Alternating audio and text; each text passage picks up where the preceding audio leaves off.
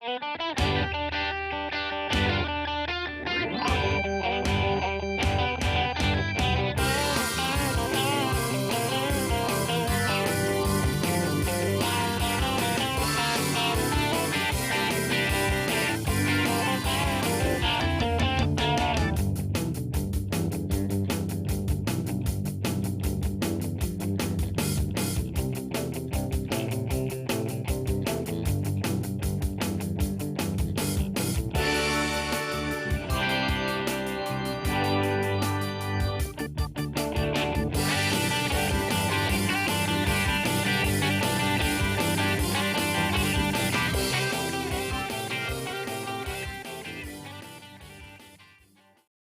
morning, everybody. You are tuned to Computers 2K now on the Nissan Communications Network. I'm Amnon, your host for the next couple of hours, along with Nick.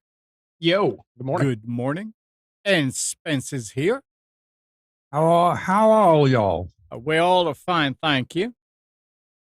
Katie and Gal are out today. Our number is 919-518-9773. Computers 2K Voice on Skype. And today's show is made possible by vMix Software and is sponsored by Tom Sinclair of Live Streaming Gear. From rainy North Carolina. Oh, man. I haven't had to use a sprinkler much this year. Well, that's fine. That's, thank you. Thank you, global warming. Yes. Great temperature. I mean, it's unbelievable for the end of May. But yeah, that rain is it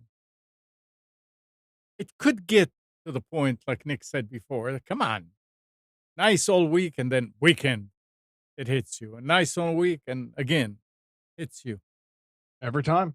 Yeah, Every single time. It's the squirrels, Amnon, I'm telling you. that's when they need to change the time. We need to come up with change the day, so it'll break the cycle. So Yeah, you get up in the morning, you turn on the radio and listen. Today is now Saturday. Yep, that's so it. you can just stay home. Yep. Yeah. Yep. Based on it's a good day. But it's the squirrels. They're aliens. They've been told disrupt life on Earth as much as possible. And they're doing everything they can. They're chewing on your furniture, they're eating wires, they're eating their tires on your wheelbarrow. They're destroying your car. It's all because of DNS. That's it. They injected them with intelligence. That's it. There was a meteor shower and it was dropping off the intelligence DNA for the squirrels. And now they're all going to attack us. What'd you say, Nick? DNS and global warming. Yep, that's it. Yeah. Hand and foot. What a mix. Hand and glove. Anyway. So what's been going on this week? Netflix has begun the purge. Yep. Oh, yes.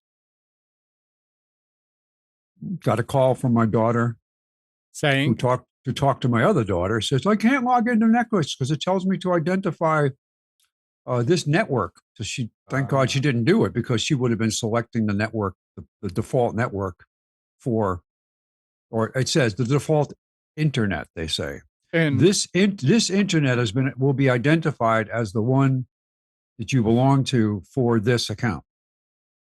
So she didn't do that. And then my other daughter called me because she had just spoken to her, because originally the account is in my daughter Eve's name and her email address and phone number, but I pay the bill. So I said, all right, I'm going to log in from home and I'm going to go to the account page and we're going to change. She changed the email address to my email address and my phone number. So I logged in, and then sure enough, I got the prompt to say, this internet will be, you choose this internet, it will be the one used for this account. So I don't know what's going to happen to them if they try to use it. I'll probably get some kind of a warning. But isn't it now? I don't think policy. I don't think they will get a warning. I think you will get a notice. Oh, I will. Yeah, I'll get to say, well, can I allow them? What good does that do? Well, it's not allowing them. It's going to charge you. Yeah, well, that's it. And it's supposed to be, I think you can break it down now where you can, it's $7.95 for an It's a individual to be part of your account. Yeah, it's a terrible deal. I mean, It's it's just terrible. like it's like $2 cheaper than just having a whole Netflix account Yeah. yourself. It's a really they have They're- really they- screwed the pooch on this. Yeah, it's gonna blow back against them, I'm Yeah. sure. I mean, Gonna if be a if big it was drop. like $5 a month, I think a lot of folks would probably be a little bit more Right. willing and able. But at $9 a month for a sub account, I mean, that's just ridiculous. Mm-hmm. And it said when I chose that, it said you will be able to still use Netflix on your mobile devices. Yeah. Well, that implies that there's a registration for your account on a mobile device. So, and then I went to the list that says show all active devices, and there were a ton of active devices from yesterday, but they were all desktops, but they're all the same one. So it's like, why is it showing me the same desktop 7 times? So that part of it for tracking purposes is weird. I wonder how they're going to do that mobile stuff. I have the same question. I think it's gonna be based on the it's probably gonna be based on the client. So if you're using the mobile client, Yeah. it's gonna be probably a mix of here's how it works. This is directly from Netflix. You can watch Netflix on your laptop or mobile device while traveling. You can watch Netflix on a TV outside of your home for up to 2 weeks, as long as your account has not been previously used in that location. This is allowed once per location per year. So that's how they're Oh, going to okay. skirt Oh. around it. So if you're traveling to, Yeah. but this is a weird thing. So I have a Netflix account. Okay, let's build this scenario here. So let's say I share a Netflix account with my sister. She pays for it. I have a Netflix account that I pay for myself. I go and visit and stay with Spence Right. a couple of times a year, and I want to watch Well, no, it's only on TV. So mobile and laptops, you're good. So that's the solution to this: is mobile and laptops. If you sign into it on a TV, which is going to be a Roku, a Fire TV stick, a smart TV itself, you can only do that in one location per year. But if you're watching on your phone or your tablet, you can do it while traveling. I guess that's how they're doing So this. if you I'm go- sure there will be a workaround for this. So if you go, like you said, and you visit Spence, Yeah. they will not allow you to watch it on Spence's TV while you're there. Well, they will once per year. For 2 weeks. Yeah, for up to 2 weeks. So if you're on Which makes vacation, you sense. go to the beach, you're on vacation, you want to log into a smart TV, you Yeah. can do that. Which that sounds realistic. That sounds reasonable. So I guess the workaround for this is going to be mobile. But there's going to be a check-in process. Netflix is going to be they're going to dump subscribers with this. You're going to see a lot of okay, how does VPN subscription plays dumps. into that? a VPN would be your solution, but it's not. It's honestly, it's probably not even worth the time. Because you have to create the VPN back to your home network. Yeah, which isn't complicated, but it's just a No. pain in the ass. But I was thinking last night, and this is what I said to Pam. I said, the average person has no idea this is going to start. No. Right? Because didn't know, like my other daughter had no idea this was going to happen. And so you're going to get people like, what are you talking about? What? And there's going to be a lot of confusion, a lot of angst over it. And a lot of people are going to say, done, and walk away. Oh, and I think so. And at the price point, I think that's I think that makes sense. I think the goal it's they're already getting money on the base. They've been losing the shared account revenue for forever, since Netflix has existed, over a decade of streaming. So you think if they could just claw back a couple of bucks an account, Right. even $3 or $4 an account, could generate them tens of millions of dollars, if not hundreds of millions of dollars in revenue. But instead, they're doing I think Spence like $7.98 or something. It's $8 a month. Yeah. Which is just $2 or $3 cheaper than a base subscription. It's a money grab. But one comment I heard was that they're not just losing money from subscriptions. The costs of them for all their original programming is unbelievable. Oh, and that yeah. they want to keep it up, but at the same time, they got to fund it. So they can't, it's all about the cost of their content. This is well, Gal and I have talked about this for quite some time. Their whole business model is other people's crap. And now, they've diversified with their own content. Sure, there's a lot of great Netflix specials and exclusives. Like, you can look at shows like Stranger Things and all of their little documentary series, is like the Murdaws, the one about 3 Mile Island. Spence, have you seen the 3 Mile Island one yet? No. You should watch that. It's very good. It's about the Pennsylvania nuclear plant. Yeah. They have the Waco one. That's really good. That's on Netflix exclusive. It's their in-house production studio, but they're spending way too much on that content for a 4-part miniseries. And you just can't make the money back on it. And then they've got shows like, they had shows like Friends that they were paying. Wasn't the Friends deal like $20 or $30 million? Yeah, I think it was Warner Brothers for something like that. Yeah. Or the Office. The Office deal was crazy. How much they paid to be the exclusive streamer of The Office. And I think they did a similar thing with Seinfeld for a period of time. All of those have lapsed. It's expensive to carry other people's content. And even when you're making your own, it's too damn expensive. And they're spending hundreds of millions of dollars on some of these projects for 4 or 5 episodes. And now you have a writer's strike. So they're not even producing anything right now because the writers are all on strike. And that's been going on for at least a month now, if not a little bit more. Saves them money. Well, it doesn't save the money because they've got all these, it's like a construction project on hold. You're still renting the equipment. You're still, you've got all these contractors everybody's still getting paid, except you don't have any product to show. All right, Nick, let's take this scenario, which I'm not familiar with. Plex. If you log in to my Plex as a guest to watch anything like local stations or anything else, what IP gets sent to the source?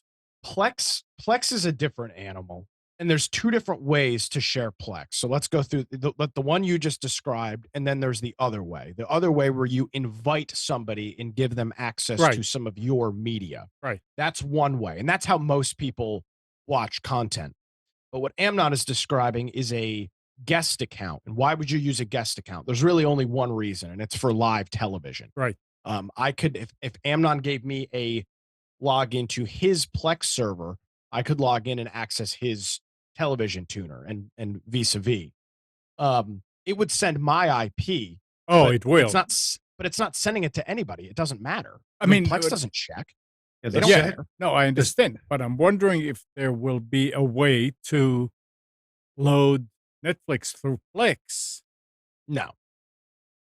At that point. No, completely. No, you'd have the only way to do it is a VPN. Yeah.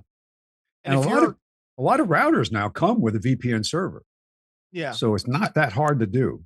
Well, I'm just thinking. The issue you have with it, if you're trying to do it with a VPN, is you would need a router with a VPN client also, Spence, because on the other end, your TV doesn't have a VPN. Your router doesn't have a VPN client. You can, like, if you that's right. You could, the ones that do have VPN built in are both client and server. So that's what you would need. You'd have to set up a nailed up connection. And you'd want with that is the routers would have to be on a different IP range, and you would only want to tunnel. You would want to only tunnel certain traffic, though. Now you've created a problem where you're funneling all this public internet traffic through one gateway. Or another solution would be not as elegant, but you use a device with a client and you cast. If you use mobile, like I always all the time. I'll find something on my iPad on YouTube and I'll cast it to the TV. So, and it works great. I mean, the quality is good, sound is good. So if you're willing to have that extra overhead there. Yeah. Okay. So, Nick, as far as watching on the phone or laptop, expenses. I don't know how. I don't. It's too new. I don't think we really know exactly what the limitations are. No. I mean, technically. Take again the scenario of you, if your sister, if she wants to watch your account, so she can do it on a laptop. Oh, but then you cannot, because you cannot be at the same place at the same time. Sure, you can. Well, that's what I'm not clear. If you're in the same house, you can have any no. device. If you're in the same place, that's different. I'm talking about. No, but if you're in that network through VPN, you should. Now, part of the problem is they can identify. Sometimes they can identify a VPN. Like, for example, there's the Quadvorum forum I'm on, which is Mastodon. It knows when I'm coming in through a VPN. Like if I'm traveling and I use a VPN on my laptop, which I do, when I'm in, hotspots and all that. Not if you create your own. It knows that I'm coming in through a VPN, so you can't connect if you're coming in through a VPN. Right, but not if you create your own VPN. Like not if should work if you're on your own VPN. Yeah, should work because it's easy to find out which IPs are belonging to the most common VPNs. I mean, you can see the range. Oh yeah, but do you think that what percentage of the population? Oh, not many. Is going to do. I agree. I agree. Yeah, no. We're talking theoretically now. Well, and the other part of this too is, how much work is this worth? And I mean, that's right. Price or ease of use is also factored into this equation. And if if you just want to sit down and watch Netflix and you have to dick around with a VPN tunnel inside your router every time, it doesn't matter if it works. It's not going to be. Yeah. It's just not going to be useful. It's just not immediately clear exactly how this is going to work. Now, so they do it based on IP. They see all these one devices from this single network. That's your household. But it's not immediately clear how how it's going to work for mobile and laptop. Now, what they are doing is a verification code. So, Spence, if you've got people watching outside your home, that it will send you a verification code, and you'll have to give. I'll have to okay it. You'll have to. Which, if it's you, that's easy. If you're out on the go and it says, "Hey, we emailed you a 6-digit code. Check it out." Easy. If you've got 8 people that are borrowing your Netflix account and you're constantly getting. Now you can set up some mail forwarding rules. That's a possibility to forward any emails from Netflix through. I tell you what, man, I don't know. It's just going to be. I tell you what it's going to do. Pain in the ass. I tell you one positive thing it's going to do. It's going to bring neighbors together. If you can get a Wi-Fi signal to your neighbors, and you say, "Okay, guys, here, each person pays $3. We have Netflix account, and they connect to your internet for that, which is probably outside of the terms and conditions. Well, I understand, yeah."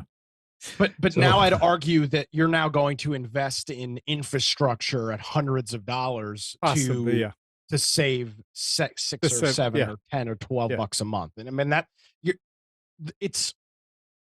it's cheap enough. I'm not saying it's cheap, but it's cheap enough where if you have to have it. Well, not if you have to have it. It makes it palatable. No, how I'm trying to describe this. It's still early and I'm off tomorrow, so I'm not on my my radio head yet. But it's cheap enough where these alternative things, buying a new router that's got VPN tunneling client at what, $150, or Easy. buying 2 access points to put on either side of your house to share with your neighbors with high range at $100 or $150 a pop. It's like there's diminishing returns on what you're doing. Yeah. And that's kind of where they're in the sweet spot. However, at the same time, I will argue that $8 a month to have a sub account is absolutely ridiculous. That does not make sense from a sharing perspective. It's interesting Get rid that of the sharing then and just give them a free full account. I mean, I don't know. I don't understand the point. It's interesting how they picked Saturday to start to enforce it. And I wonder if it's being rolled out. I don't know that they. Well, because I would have heard. I thought it was earlier this week. Well, I think I would have heard, or I can't say that for sure when they were actually. It was earlier this week. I want to say like maybe Wednesday or Thursday. Because I've been watching Netflix all week, and I haven't seen anything on my side. So until a slow rollout, probably to slowly build it into various accounts. Well, we'll see what happens in a month, and if they get millions and millions of people dropping their subscriptions, they'll probably rethink it. Well, I've made this point. I've made this point a lot, and I don't say this lightly, but this pushes more people to piracy. It really, really does. You start making these things so expensive and so unfriendly to the user that they look for an alternative. And I always use Spotify as the example of the company that did it right. They have a music streaming service. I don't even know how much I pay for it. It's irrelevant. I don't know if when I first started, it was like $5 a month because I was in college. I don't know what it is now. It might be 10, it might be 12, it might be 15. I have no idea. But I don't even bat an eye with it. And if I wanted to add a sub user, I could do that, and it would cost me, I think to have a sub user on a Spotify account is like $3 or $4 a month. And there's no reason to pirate. There's no reason to torrent music. It's not worth it. Just pay for the Spotify subscription. Asus AC 1900 Wi-Fi router, dual band, wireless Ethernet, internet router, easy setup with VPN, $59. Okay, there you go. And you could buy you could buy a TP-Link wired gigabit VPN router, up to 3 WAN Ethernet ports. Wow. And SPI firewall, SMB router.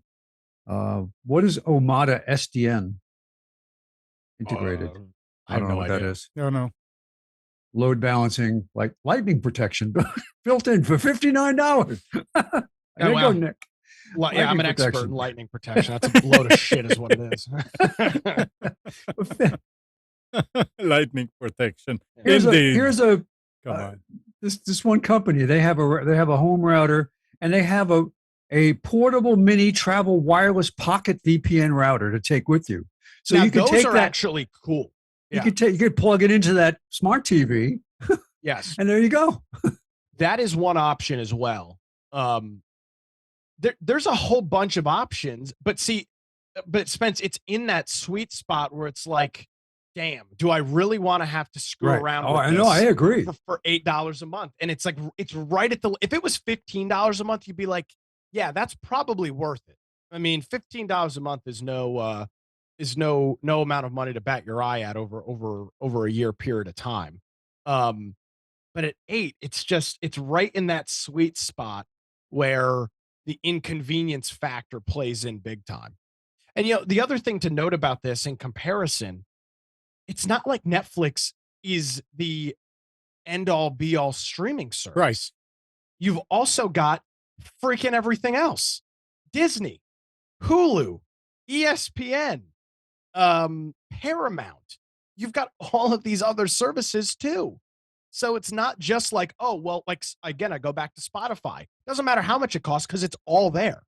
Every song, practically any piece of music that is available in digital format is on Spotify, except for really, really indie stuff. And even that stuff is starting to become more and more available. Netflix doesn't have that luxury. It's a very, in the grand scheme of things, limited amount of content that's available. You're not watching Yellowstone on Netflix. You're not watching sports. You're not watching ESPN's 20 for 20 on Netflix. You're not watching any of the Disney kids movies on Netflix. None of it's on there. You're not watching The Office anymore. You're not watching Seinfeld. You're not watching any of these shows. Yeah, they made a name for themselves lately with their original. Well, and that's great. Yeah. But at what cost is that great? Right. So I'm going to deal with the same thing too, because I'm on a shared Netflix account. Yeah. I don't know who pays for it. I don't know if my parents pay for it, if my sister pays for it. I'm not sure, but and I'll deal with the same thing. And I don't particularly care. I don't watch Netflix all that often. See, that's what I was going to say. How much do you use it? You know. I don't. Yeah. And if there's something I want to watch on Netflix, I will find it. I'll find it. Spence, and that's what they've done. Spence, you using a Fire Stick? Yes. As well as a recast. No, wait. Yeah. So you have Amazon Prime. I mean, yeah, you do, and then you can watch. What do they call there? A video. Yep, I can watch Amazon Prime Video, and as well as I have a Netflix client on there. I have a Disney Plus client. I have an HBO Max client. Okay, so I have Acorn client. Okay, and how much do you use Netflix versus the Amazon? Roughly. Depends on 50-50. Oh. Although like we're watching something on Acorn now that's through Amazon. Amazon will let you subscribe month to month for services through them. So they probably get a piece of the action. So there's a couple of series. Acorn is mostly UK, Australia, New Zealand programming. So there's a couple of series that we're watching now. So when we're done watching that, we'll cancel the Acorn subscription. So I don't have to do it through Acorn. I do it through Amazon. The thing is that the best thing you can do with this type of a charge is just forget about it. I don't want it. And I'll bet you, I mean, just like when we dump cable,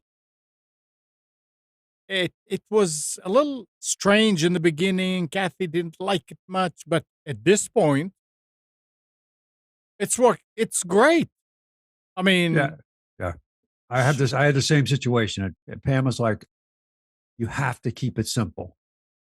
Because if I have to go in and log into these different things to try to watch any content, I want it all on one screen. Yeah.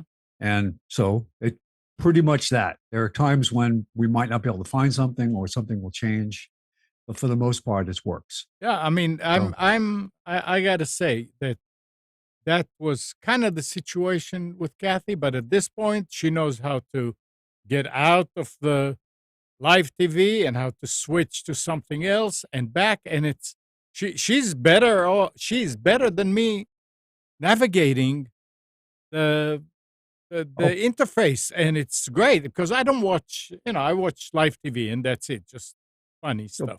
Pam controls all of the recording of live television.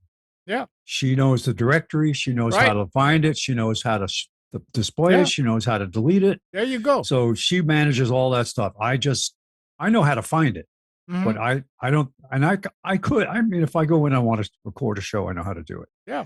But she handles all like when we sit down, there's several over-the-air shows that we record.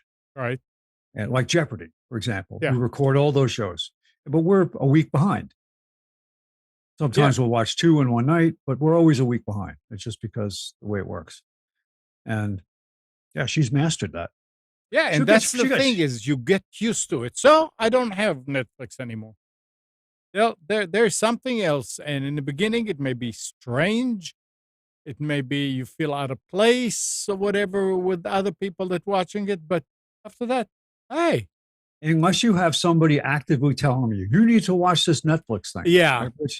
But if you, I got away from Netflix for a while as far for what I was watching. But for example, as soon as the last season of Better Call Saul became available on Netflix, it's been out for a while, but the Netflix just now started showing it from last year. I was back to Netflix because I wanted to see how that ended. I had watched all the other episodes. I forget even what it was on. It wasn't on and like Netflix. Nick said, if you have to watch it, you'll find it. Yeah. And that's the bottom line. So yeah. But what was Alan made a comment about media companies driving honest people to piracy. Yes. What was remember the original controversy? What was the streaming media service that had all the music content that got Napster that created the whole RIAA debacle? Yeah. Where they would not compromise. They would just, we're gonna sue these people into oblivion. And they would take a person like a woman who finds out that the kid next door was stealing her internet and downloading music. She got sued and had to defend herself and would be getting settlements in the millions of dollars against them. And it was just they were taking that was it. They were just going to make examples out of people. And back then we talked about it I remember on the show, to say the best thing they could do is come up with a reconciliation plan for everybody who wants to get in and just make it reasonable. And they did. Well, not really. It took a long time, but what they basically did was crush Napster and it was gone. Yeah. But then new ones were born, here's Spotify. That is. And now you have Amazon Music, you have Spotify, you have so many different musics, Apple. So now it's like. Yeah. But again, there's a big difference. The one thing between the music and the television that's so different is that it's all available. And that's the big thing, is when you subscribe to Apple Music, you get every piece of music that's ever made. Pandora, every piece of music. Spotify, every piece of music. Amazon, every piece of music. It's not the case with television, which is why it's so frustrating. Funny, you can go on YouTube and probably find every piece of music. YouTube Premium. It doesn't YouTube stay up Premium for long. Is music. Yeah. They give you that opportunity. That's the thing is so they've, all of these services offer something, but it's all the same. And that's why music piracy is I would assume as every month goes by, the amount of music piracy continues to dwindle because it's just not worth it. Plus it's a lot more work involved in torrenting music than there's television or movies. You have to use something to manage your music, like iTunes or something else. How do you get that to your device? Right? There's a lot more that's involved in that than just, here's an hour-long movie that I downloaded that I'm gonna, watch on my computer. I just open up a media file. How do I get that to my phone? I guess you could put it on if you don't have Plex, you could put it on Google Drive maybe and watch it there. It's not as convenient. But I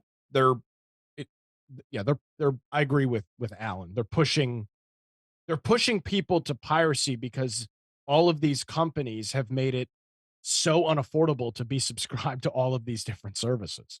And it's not their fault. They're all trying to make as much money as possible. And I don't fault them for that. That's the goal. You're a business, you have shareholders, you have employees. Your goal is to go out there and generate as much profit as possible.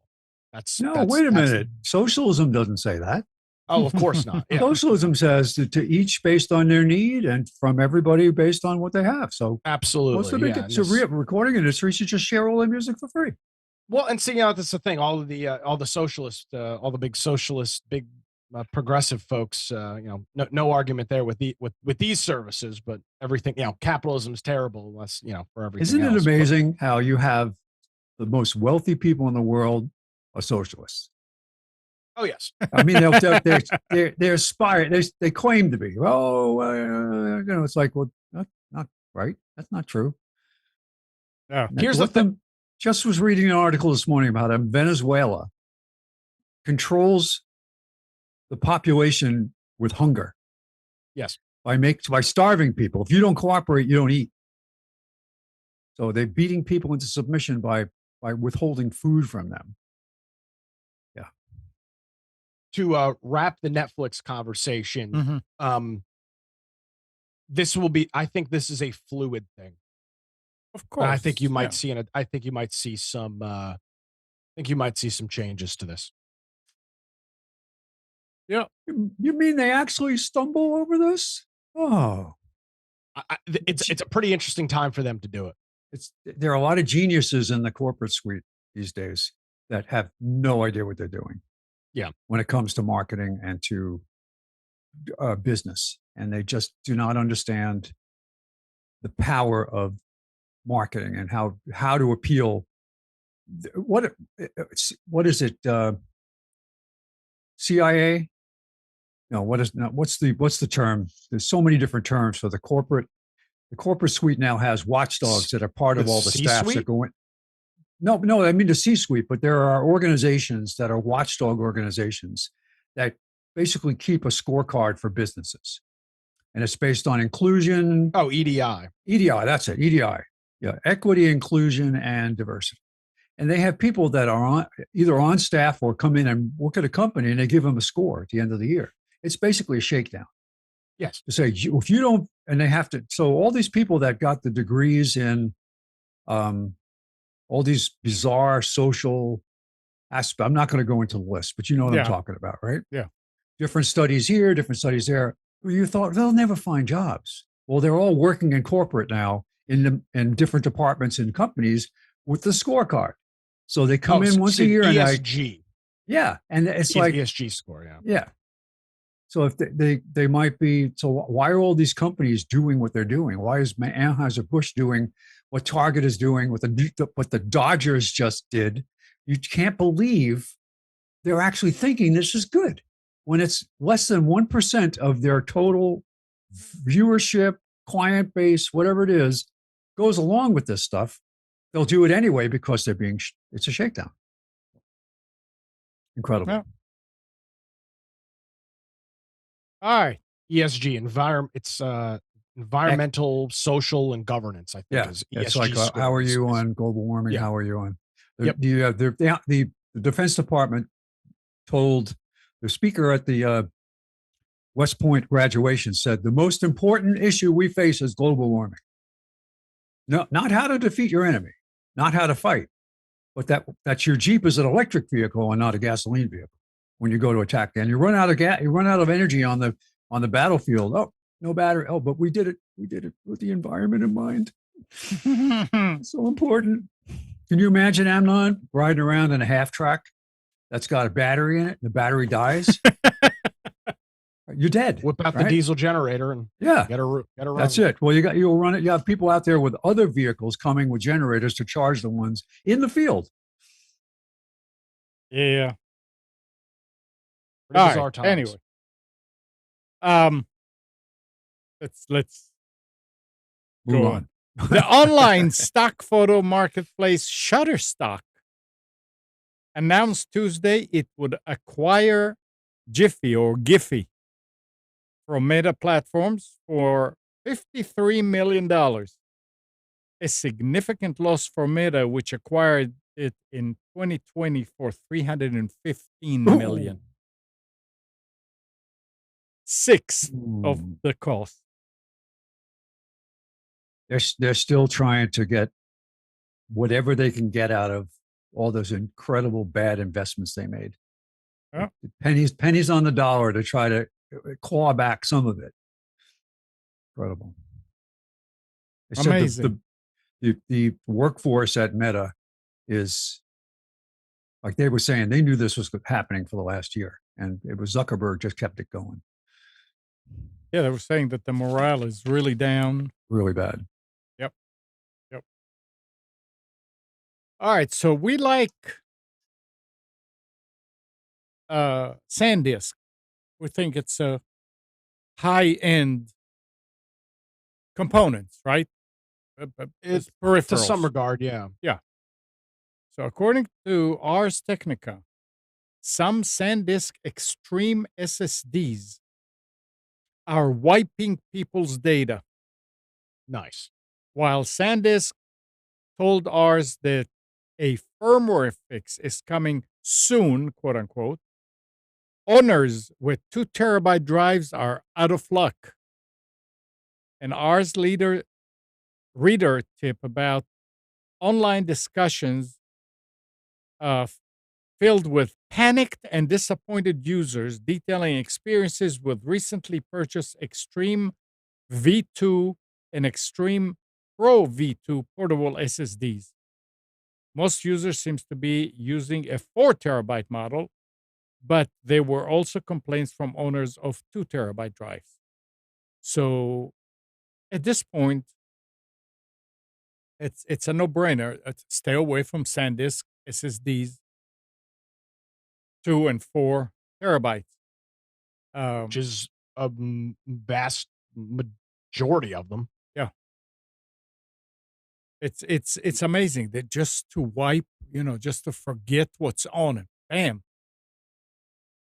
So the logic on that does the algorithm for reassigning suspect locations just forgot how to do it, right? Because it goes through a 2 terabyte disk has probably 3 terabytes worth of storage on it, and as certain sites get to their theoretical maximum, it just moves the stuff over to a new location. Right. So it's just forgetting to do that. So it's not getting rewritten safely. But it's a big problem, and especially, if you're using those drives for backup, say, hey, Yeah. Yep. Geez. Yep. I back up certain things to flash drives just as a convenience. Mm-hmm. But for the most part, my backups are to a spinning drive, and I have so many of them that I guess if I had a house fire, I could potentially be in trouble. But I do have one of the backups that I do on a regular basis goes into a fireproof safe. So it doesn't go to an offsite service? I don't have it anymore. Oh. Yeah, I still do that. Yeah, I should, but I don't. What, an offsite service? Oh, I do. Yeah, I have a small account at Dropbox. I have a small account with my. It's funny, the Microsoft OneDrive. Get a notice, you're full. I said, what do you mean I'm full? I don't even use it. And they said it turned out that one of the updates reinstalled it and took all the music on my machine, all the pictures, and backed them up without me even telling it to do it. And it says you're full, and I go to look, and it's all pictures. And how much would it have cost extra to have that space and have that stuff there? Of course, you went and cleaned, right? Well, no, this you get a free, what is it, 1 gig? I understand, but they say Something like that. it was full. It was full. But if you wanted to keep it, oh yeah, would it? It's not worth it. Oh, no, it's just how much is your Backblaze account, Amnon? Do you know? I think it's $63 a year. I think I'm gonna cancel. I think I'm gonna switch. I'm not sure. It may be just the first year, and then I'm not sure. What are you using? Backblaze. Who are you using, Nick? I use Carbonite. Yeah, I think it's like $84 a year, which isn't. I mean, it's not like it's that much. 65 or 70 versus 84 is not a significant difference for a year subscription. Yeah, you can just look it up and it'll tell you. Yeah, but I don't care about what it is the first year. It's what the long term is. Yeah. It's, you switch over to it, and then it ends up being the same cost. It's like, and that's what made me. That's what made me not renew. I mean, who was I with? I had Carbonite for a while. I looked at iDrive. That has a good reputation. Yeah, but it does. They tend to be expensive. Yeah, it's $70 a year. Yeah. First year, it just says $70 unlimited data. Yeah, they all now do unlimited. Oh. So it may be that they don't have like a first year and stuff. Well, iDrive has a 5 terabyte first year for $7.95. Yeah. What is it next? The next year. The nice thing I think about Backblaze, and I'll have to research this, is I think you can back up external drives. With it. Yeah. No, you can't. It says you can. But you pay for it. Oh, are you? Can you get around it by? Wait a second. If you have like a USB it says drive, external USB backup drive included. Yeah. I'm thinking if you have a shared drive on another machine. Now, that's what I was going to ask you. Does a shared drive count or no? You cannot. You can't. So no, if you can tell. If you have another computer that you want to get the drive, if it's a map drive, no.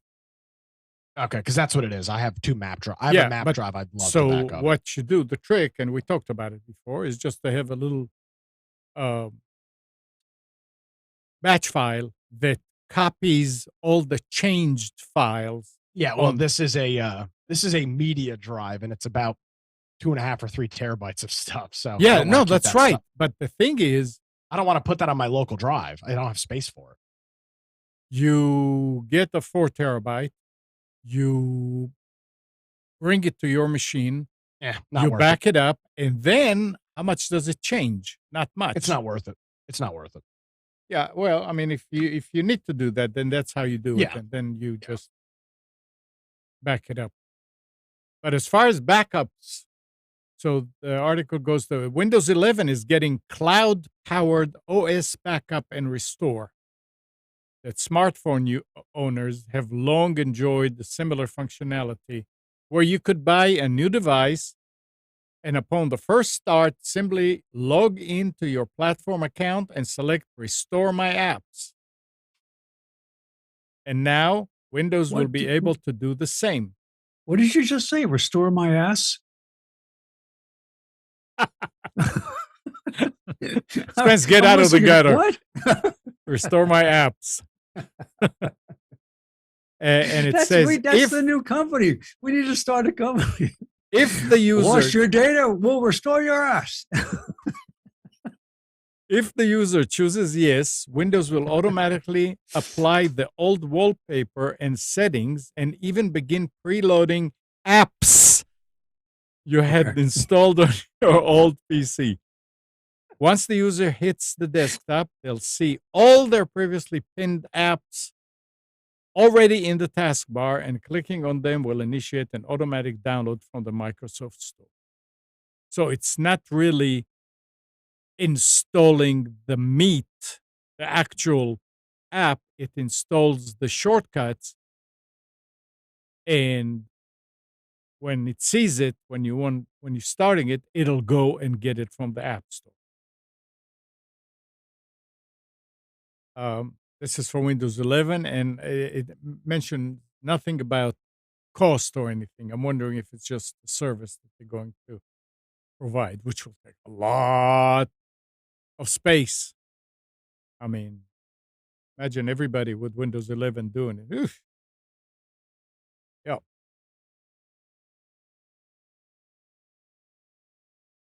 I just looked. I did a quick search on best cloud backup. Acronis now is listed as one of the better ones. But you need. It's not a. They're all the same these days. There's no best and worst. It's the price. Tom's Hardware says it's got very good feature set, modern intuitive interface, extremely small impact on system performance. So. Yeah, none of the backups now, the cloud offsite take any toll on local machines except in the very beginning, maybe. You know what might be a really elegant way to do this simply is to create a profile in Second Copy. Yeah. And have that's right. Just use that to write to one of the real-time, what is, oh gosh, I just lost my mind. What is it? Dropbox. Dropbox just appears as another drive on your machine, right? So just have it right to that drive. Where are you gonna save your folder? Boom, right there. And just have, I run one, what do you call it? Second copy on my main machine. Mm-hmm. And it just runs in the background. I have 3 different profiles that run, and I had them. One is 2 of them are on a time basis, and one is on when a file changes. Right. And it's very little impact. And the nice part about it is the one that runs all the time, you set up the profile so that you go, when you shut the machine down, you shut it down from second copy. You click on the second copy icon, you say shut down, it'll say run profiles and shut down, or just shut down without and stop the program. Because if you do a regular shutdown from Windows, it'll say waiting for this app to finish. Which is fine. It's which is fine. It doesn't no the problem. other. Yeah. So I shut it down from second copy, so I know I'm not going to force anything off. It's going to finish what it was doing and then go away nicely. But I might do that because I have to. Do it and let us know. Yeah, because I have the free initial version of Dropbox, which I forget how much it is, but could expand it. All right, Nick, you ready for specials? Yes, sir.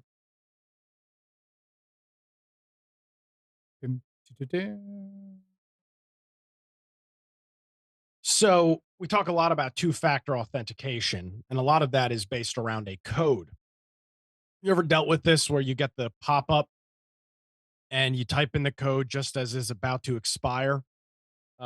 Well, as was said in Star Wars, it's an older code, but it still checks out because even though it just expired a second or two ago. Yeah. So little 2FA meme. Don't all laugh at the same time. All right. Kind of a weird mix of stuff on specials this week. Memorial Day is a big appliance, mattress, home holiday, and there's just not a lot of tech stuff that's at any decent discounts. I'll note this. HP's running a big sale on all of their laptops. I don't like HP laptops. Or desktops. I've dealt with a lot of issues with them in recent years.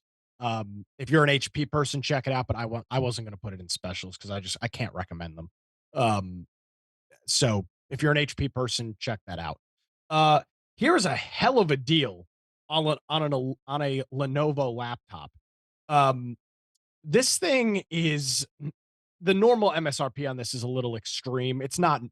They say it's $1,800. It's realistically not. It's probably more of a $1,200 or even $1,000 laptop. But this is a pretty good deal on a ThinkPad E14. This is a Lenovo ThinkPad. It's got the little red nub ball on it, so it's based on the IBM ThinkPad days. It's got a Ryzen 7 5825U running Windows 11, AMD Radeon graphics, 16 gigabytes of memory. I wanted to ask if either of you guys heard of this. Yeah. It's got 8 gigabytes soldered, but then another 8 gigabytes on SODIMM. So you can presumably you can get more, but it's got 8 gigs by default. I don't know why they would do that. I don't know if they just take maybe a board where there's already it has way room for it to be soldered, and then they just add a SODIMM slot for more. I just thought that was kind of a weird configuration. It is upgradable. It takes less room to have it soldered. Yeah, but the only thing is when it goes bad. Yeah, geez. Yeah, so you can upgrade the RAM. 8 gigs are going to be stuck on that by default, but you can upgrade the SODIMM slot. Comes with a terabyte M.2 SSD. It's running Gen 4, PCIe Gen 4, so it's very fast. Nice 1080p 14-inch screen.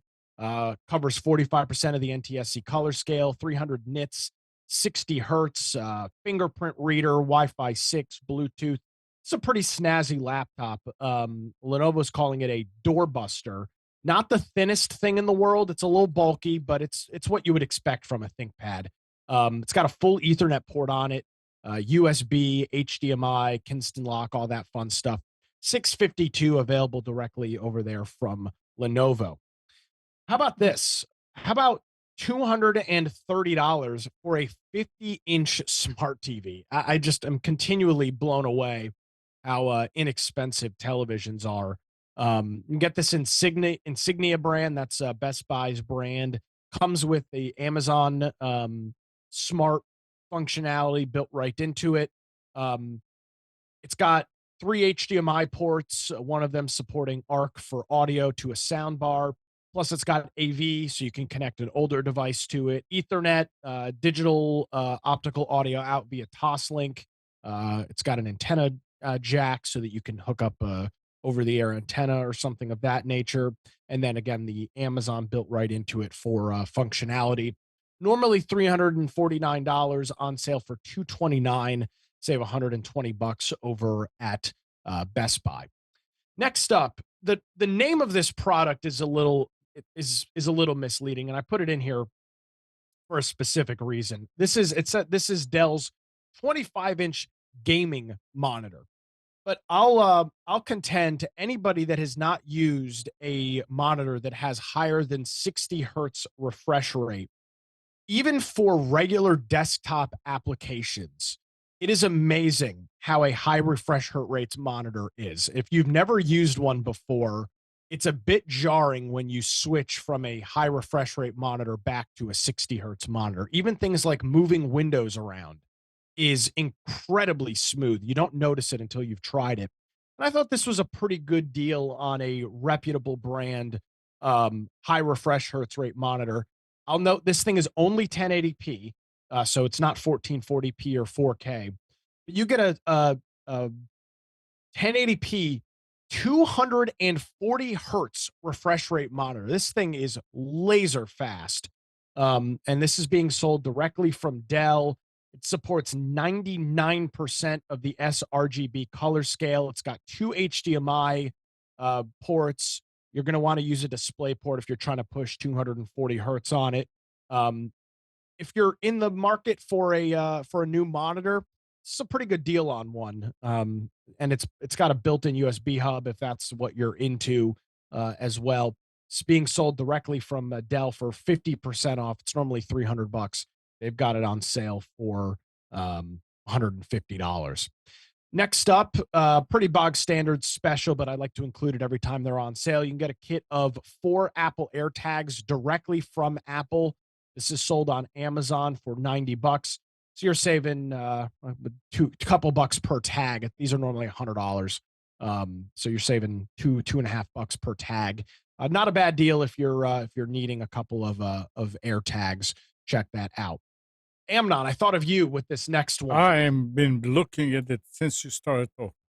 All right. So this is for people that have a lot of stuff that run on 12 volts. This is being sold on Amazon. This is a 6-pack of 12 volt, 9 amp hour batteries. The model number on this, or what this fits, is the CP1272. I guess that's kind of the style of battery.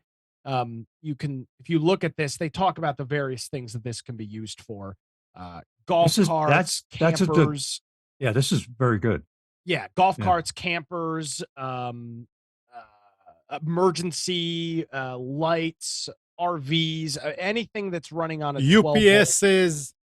Now the UPSs, it's probably not going to fit into most UPS chassis, so you'll have to wire it externally, which is fine. But just a heads up on that. 6 batteries for $48. Buyer beware. There's not that many reviews on Amazon. There's about 60 of them. And the reviews, they're genuinely positive. It's got 4.7 stars. I've been using Mighty Max for a long time.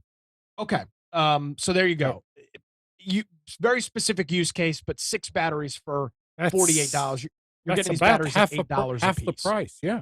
Yeah. $8 a piece for these batteries. So if you're in the ballpark, check it out. Next up, This is a really cheap tablet, and it's a very reputable brand. Lenovo, like HP, is running deep discounts on a whole bunch of stuff. This is the Lenovo SmartTab M8 Gen 3. Comes with a charging station. It's running a MediaTek Helio processor, 8 cores at 2.3 gigahertz. Android 11. It's a little lacking on the memory. It's only 3 gigs of memory built in, 32 gigabytes of internal storage. It's an 8-inch touchscreen at 1280 by 800. So is that VGA resolution? 1280 No, by it's 800. a I little think so. more. Yeah. Little more than VGA. 350 nits for your brightness. 2 cameras, a 2 megapixel front camera for front facing, and then a 5 megapixel rear facing camera. Plus that charging station. Normally $140. It's about 40% off. Save 79. Get it down to actually save more than that. It's 79 on their website, but there's another special on Slick Deals to save an extra 10%. So you get it down to just shy of $72. So pretty good deal on an cheap but very reputable Android tablet directly from Lenovo. And then I've got just a couple of sales to let you know about. If you're a Harbor Freight shopper and you're in the ballpark for a new either tool or air compressor or something that's normally pretty expensive, they're running a Memorial Day 25% off sale through Monday. And by the way, you can use this per day. So you can use this today and then use it again tomorrow, both in store and online, 25% off. I believe this is just one single item. It's not the Yeah. whole order. Right. So just one item. So if you need an air compressor, maybe a angle grinder, hacksaw, whatever it might be, that's normally 50, 60, $70. You get a pretty good deal saving 25%. Or even cheaper stuff. I know, Amnon, you said you bought something earlier this week. Yeah, I mean, they have a lot of stuff that people need. I mean, that you need. Yeah. And if you do need a tool, though, it's have good for the HDMI 25% off. cables. Yeah. Now, obviously, you're dealing with diminishing returns on Yes. cheaper products. Yes. But 25% off. So they're running a whole bunch of sales over at Harbor Freight. Check that out. Plex Pass. The lifetime subscription is normally $120 a year, and they've actually got it on sale through a promo code in the link for $59.99. So you can get a lifetime subscription to Plex Pass for $96. Around Christmas, you might be able to get it for $90, but you're still saving about $25 in comparison to the normal price. So if you're a Plex user or interested in becoming a Plex user, I'd highly recommend Plex Pass to start. You'll find it to be And you very don't useful. really need to have a server at home in order to use this. You can use it.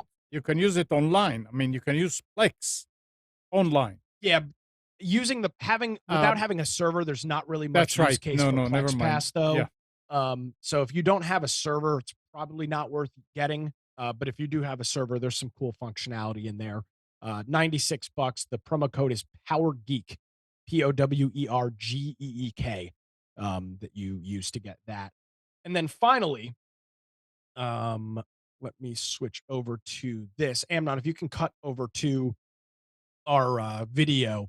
Smartest Home is running a sale. This is the company that Gal and I and Amnon have purchased a lot of our Home Assistant Z-Wave products for, and they're running their Memorial Day sale, and they've got a bunch of products on sale, including an entire smart home hub that you can get on sale, DC signal sensor, water valve actuators for a hot water heater, a plethora of switches and various relay boxes and temperature, humidity sensors, contact relays, outdoor plugs, hubs, long range extenders, other various hubs as well. They're running specials on a lot of stuff. So if you're in the need of any smart home products, the Smartest House is running their special, their Memorial Day deal.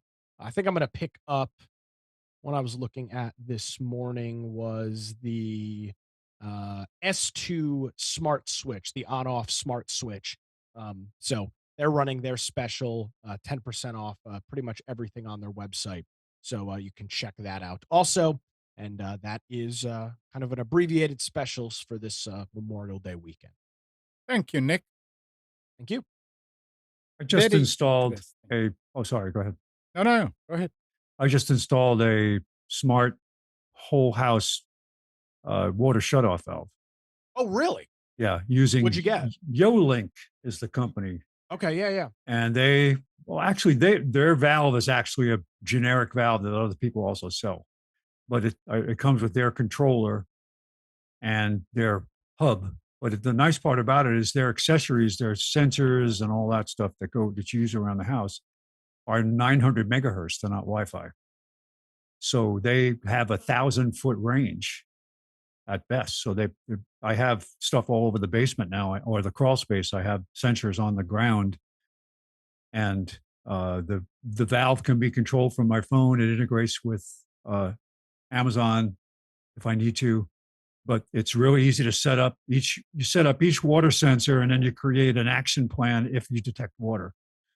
And all of them say turn the water off. But is it one of these? Yeah, that picture is their controller, but the valve that I have, that is a motorized accessory to open and close an existing valve. Yes. So what I put in was one that has a built-in valve. Okay, so put it in line. Connected through. Yeah. So this is a great way to go. These are very powerful now. In the beginning, they weren't so hot. They didn't open and close the stuff very well. But the one that I got was the brass fitting valve that I basically put it in line. So the first thing when the water comes into the house, the first thing it hits is that valve. The second thing it hits is the pressure valve. Yeah, there it is. That's it. Yeah, this is what it looks like. So instead of a little robot that's turning an arm, the valve is actually the actual built into valve. the pipe. And that's pretty freaking cool. It has a manual. There's a little button on it that you pull out, and you turn it to manually open and close it. Let me ask you this: have you tried it yet by sprinkling water on the sensors? Yes. Does it work? Yes. That's pretty sick. Yeah, the sensors are. Well, let me go get a sensor, and I can show you what it looks like. Okay. Yeah. Yeah. This is a cool thing, and that's interesting. I don't know about you, Amnon, but obviously Spence does. You guys have water shutoffs in your house? Yeah. See, mine's at the street. So I think Spence. I mean, we're on a well, so yeah. Oh yeah, you're on a well. Yeah, that's different. But I think Spence added it in the house. Added a shutoff into the house. I think everything new now by code has to have something inside. And there's also outside. That's made for the water company to shut you off. Well, it's also made for me because there's no shutoff in the house. So I have the little. You positive? I'm 100% positive. Okay. Yeah, there is no. When I first moved in, I had to replace my hot water heater, and there is no shutoff in the house. So the shutoff is at the street. Spence, did you add your shutoff in the house, or was it there? I had one in the closet. So there was one in the house. There was one, but it was very hard to use. It was a globe valve. You had to turn it 12 times to get it to close. Yeah. And you put this can be done. So this did you put a quarter turn? Yeah, I put a quarter. There's a quarter turn. The first thing when the water comes into the house now is a quarter turn. Okay. Under the house. Then the next thing is the automatic valve. Yeah. Oh, so you have two shutoffs. Then the next thing. So I can turn off everything so I can work on this if something gets messed up. Yeah, that makes sense because if the valve malfunctioned and you didn't have a shutoff in front of it, you'd have to shut it off at the street. Right. So now I can turn it off easily. And then after that, I have a new pressure regulator because the old one, for whatever reason, was in the middle of the crawl space up in the ceiling, right below where the shutoff valve was. And it was the goofiest looking thing. It was hanging down. And I had to replace it once before. So where's the actuator? Oh, never mind. No. Yeah. So that's the. Where's the sensor? The sensor, well, here's what the sensor looks like. It's a little puck. Yeah. And it's got, see the two little dots on the front? Mm-hmm. That's a tray that if you stick it under something that's going to drip, it drips in that little tray. And when you go, I don't want to touch my finger to it because this one's not activated yet. And on the back, the bottom, it's got rubber legs and two other little sensors on it. So you can set this down in a puddle. It would work, a pan, or you can put it under something like under the connection in your dishwasher or whatever, however you want to lay it out. Yeah. They also make one that it looks like this. It's a little smaller, but it has an external cable.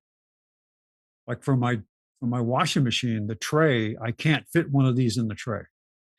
So I mounted it to the wall behind the washing machine, and the cable goes down. It's just a little probe that looks like two little pins at the end of a wire, and that sits in the tray. So if the tray ever gets water in it, it'll activate it. Yeah, the nice part about this is, the nice part about this is that I also use Wise products. I'm just going to switch over eventually to the Wise alarm system, and they have sensors. They have humidity sensors, water sensors, all that. If you use Alexa at integration, you can also, when you get a signal from that, turn the water off. So YoLink participates in that. So you create an automation that will also turn. So I can use any Amazon connectable device that will create an instruction, an automation to turn off the water, which is nice. It's complicated. I mean, it's not like if you try to go with one vendor is really hard. Well, it's you do it with it's the vendor is. You don't have to go with one. You can go with multiple as long as the standard. Like if you're talking Z-Wave, you could go with one vendor. Like Honeywell makes a really nice system that costs hundreds of dollars just for an entry point. But if you cannot use other sensors that are with the same, exactly. I mean, as far as I know, the Z-Wave is a Z-Wave, right? Am I wrong, Nick? No, you're not wrong. But there's two different approaches to home automation. There is the roll your own with Home Assistant or something like that. But not everybody wants to do that. Not everybody wants to have to manage and maintain a server or something to manage it. And then there's the approach that Spence and a majority of people take, which is these various companies like YoLink, like Wise, like Casa, and all these others. They provide the services. Now, the only issue is if YoLink ever shuts down, you're screwed. You're shit out of luck. Now, normally when that happens, either somebody buys them or there's a way that you can. Now, Spence did note that this is 900 megahertz, so you could probably finagle something to work with it. There's a lot of stuff out there that's 900 megahertz because they don't want to rely on Wi-Fi. Yeah, so there's always a workaround. But if you're. Oh, by the way, I didn't mention this has a standalone option. Oh, okay, does it? It's exclusive. You cannot use both. You can set it up so the controller and the actuator will work only across the 900 megahertz. There's no notification. It just works. But it's a different setup. There's actually a button that you press on the back of this to activate that mode. So if you know you're going to be in a place where there's no internet and all that, but you want it to work, it will work in standalone mode. So this is why there's no app or anything, no network connection. No, you even can, if they shut down, you could use. But you could set up. You could leave one.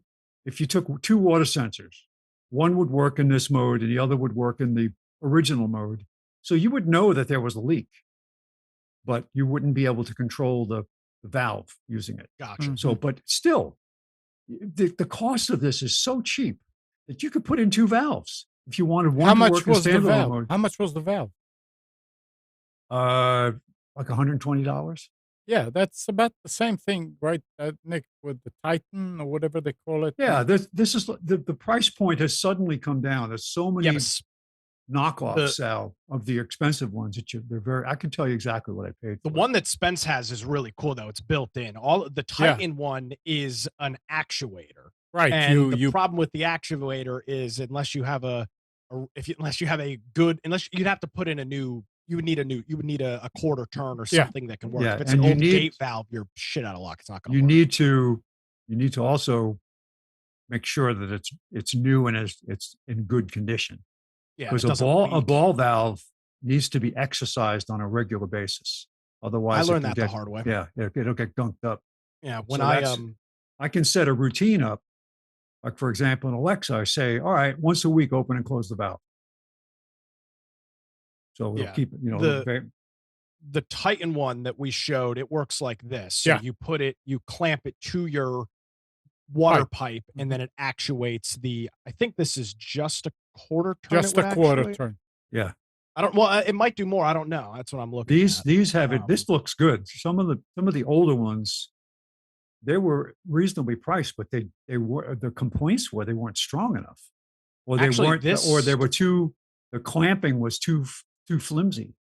Yeah, this works with this works with a 0.5 to a 1.5 ball valve only. Yeah, that's not a ball valve though. That is showing. Yeah. Well, that valve they have there's a new type that's got instead of the 90-degree handle, it's actually got it almost looks like a big wing nut that you turn. That's a 90-degree or 90-degree open and shut off valve. And the advantage to this one is it also has mounting brackets. So as you run the plumbing through there, you have to put in brackets to hold the plumbing in place. This is a bracket. So it can be put in and very sturdy because all the stuff I have now is attached to the ceiling in the crawl space. So you take a shower, and in the middle of the shower, bam, water stop. Better than it stopping. Better than it leaking all over your floor. Oh yeah. But I'm working my way through the integration here, and the last part of this is going to be the only thing that's stopping me from moving over to Wise right now is that they don't have geofencing with their alarm system, which means that if I leave the house with Uma, if we both leave the house, it goes into away mode. Just because it monitors our phones. And as soon as I leave the neighborhood, I get an alert. Shoe phone left the neighborhood. So I can tell, it switches. I don't want to get all the notifications when I'm home. But when I'm away, I want to know when the door opens, right? So Wise does not do this yet. And this is a sore point for a lot of people who like the system like I do, that when now you have to, you can log in and out or go away and home with your phone, but still you have to remember to do it. Mm-hmm. There is a keypad. You don't have to use the keypad, but geofencing is a great feature. All right. Yeah, I don't have anything. I don't have any actuators or anything yet. Me neither. I thought about getting one for my hot water heater, but it only. Yeah, I mean, I do have an actuator right there. Well, yes. Since you're always home. I mean, that's the benefit. Yeah. I don't travel all that often, but it's like I ever got I mean, fortunately I know people here that I could call if I got an alert that the tray of the water heater had water in it. When this stuff was really new, I had a leak with my water heater. It was not the heater itself, it was the plumbing. Oh, really? And okay. So I put in, and thank God, for some reason that day, I chose to go sit in my daughter's bedroom and read, and there's an easy chair in there, and I looked up at the ceiling and it was wet. And had I not seen that, I was lucky that all I got was stains on the ceiling when I went upstairs and found the problem. But I bought an early version of this that did not have Z-Wave. It did not have any all it had were alarm contacts that you could hook it up to an existing alarm system. But I put it in, it works very well. The only way I know it's working is if I get home and the hot water doesn't work. So, but it protects me from a leaking hot water heater. But I'm sure what you could get is, and I don't know if YaLink makes one of these, but they might make a contactor box. And you could build one. I mean, it wouldn't be too hard to do. No, I mean, there are components. You can buy components. But YaLink probably has, like you say, it probably has a like a 12-volt actuator or something like that. Yeah, a That you little can get. contactor box that you Yeah. could feed the relay into, and then it would alert your Yes. phone that the relay had But gone now off. I have the whole house thing, so it's going to shut it off anyway. Yeah, But perfect. because I have a sensor in the pan at the water heater. But So wait, so if your water heater leaks, it will actuate the whole house turn off? Is that how you have it set yes, up? Mhm. yeah, Okay, so that's even better. Yeah. yeah. But the reason I went with that solution at the time was the cheapest way to get into a Z-Wave Wi-Fi automation. It was $600 or $700 at the Oh, time, absolutely. and I Yeah. got this valve at the time. It was like 129, and it's plug in with a transformer and battery backup. And twice it's worked for me where because and it wasn't a leak of the water heater, it was a leak in the vent going up through the attic, through the ceiling. Drips were coming down and hit the pan and closed the valve that made me go up there to look for what was going on. And I found a leak that I wasn't aware of. So it has done its job. But Yeah, I mean, I was whenever I work on the pump or cleaning the filter and you turn the water off and I'm down there, you can hear water heater goes. I mean, it's creating. It's heating up, and I don't know what's going on, but I always go and I turn it off. And I was going to say, yeah, but if the water heater is leaking and you turn off the water, it's going to get to the point where it's going to heat the elements will heat up and there's no water and it's going to. Well, that's only if you're But have the tap open. You'd have to drain the whole hot water heater. well, no, I mean if You'd the have to have a water. leak, you'd have to have the actuator turn off, and then you'd have to drain the whole hot water heater. I know what he's saying though. If you had a leak somewhere else Mhm. in the house, like in a hot water line, Yeah. and you turn off the water to the house, the if the if the water heater is in the attic, Mhm. it's going to drain.